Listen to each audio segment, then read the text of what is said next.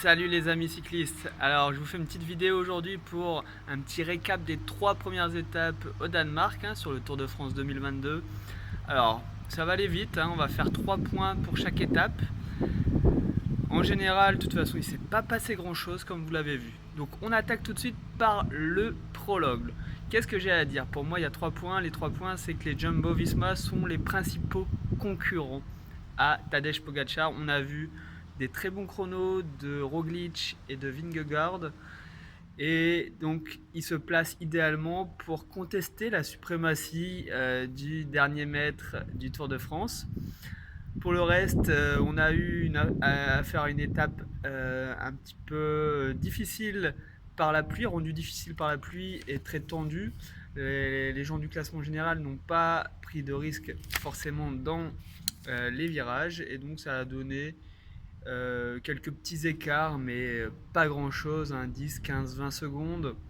Je parle pas de David Gaudu qui est à 45 secondes, mais parce que pour moi il va pas faire le classement général, il peut pas tenir, mais voilà. Très peu d'écart au final sur le prologue, c'est normal, il était court, mais on voit que les hommes forts étaient là, Jumbo-Visma, et ça fait partie de mon deuxième point, Tadej Pogacar, le leader annoncé, le favori annoncé, est déjà très fort, troisième, en ne prenant pas de risque dans les virages, donc honnêtement, il est au top, il a montré qu'il était là et qu'il est déjà devant. Et puis pour finir, la belle victoire de Yves Lampart, la surprise qu'on n'attendait pas. Honnêtement, peu de personnes l'avaient mis dans les outsiders aujourd'hui et je suis content pour lui. C'est un super gars euh, qui ne s'y attendait pas lui-même et ça fait plaisir de voir aussi sa surprise et son bonheur. Pour la deuxième étape, on attendait le vent et les bordures. Et ben malheureusement, on n'a rien eu du tout. Enfin si, on a eu du vent, mais du vent de face ou du vent de 3/4 face. Et du coup, impossible pour les équipes de créer des bordures et de créer des écarts. On l'a vu, même avec des chutes, des gens retardés sur chute comme Rigoberto Urán, le leader Yves Lampart sur le pont du Grand Belt qu'on attendait tant, comme ça ne roulait pas devant, on a pu revenir facilement, je dis bien facilement.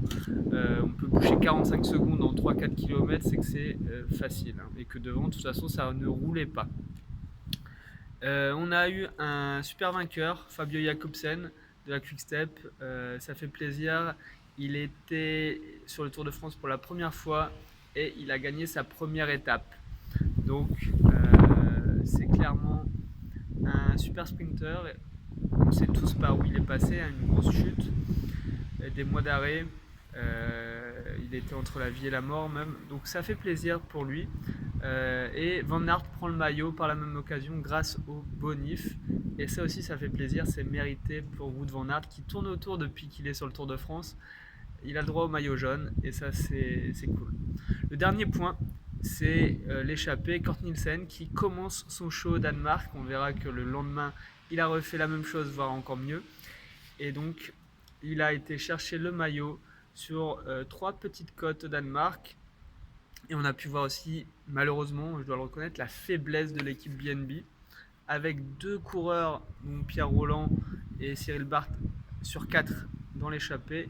Ils se sont fait lâcher sur la première côte et ils n'ont jamais pu rentrer à 2. Donc malheureusement, ils n'ont pas le niveau.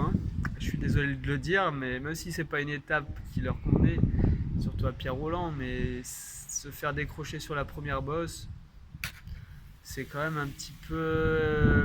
Ça fait mal au cœur. Mais pour eux en premier.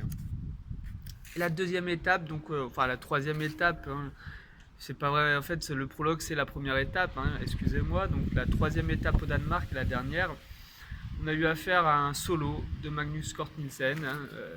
Personne s'est intéressé à l'échappée. Personne n'a voulu aller dans l'échappée à part lui, le Danois qui avait récupéré le maillot du meilleur grimpeur la veille.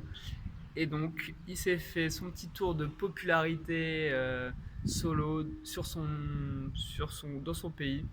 Il a kiffé, mais on s'est fait chier devant la télé. Toujours pas de vent, donc, ou du vent de face. Donc, les étapes terribles qu'on annonce au Danemark, malheureusement, on n'a rien eu à se mettre sous la dent. Le deuxième point qui va pour les 3 premières étapes, c'est la ferveur Tout le monde en a parlé, d'ailleurs on a parlé que de ça parce qu'il n'y avait pas grand chose d'autre à dire, mais la ferveur du public sur les 3 étapes, ça c'était assez incroyable apparemment. Et derrière sa télé aussi, c'était quand même impressionnant.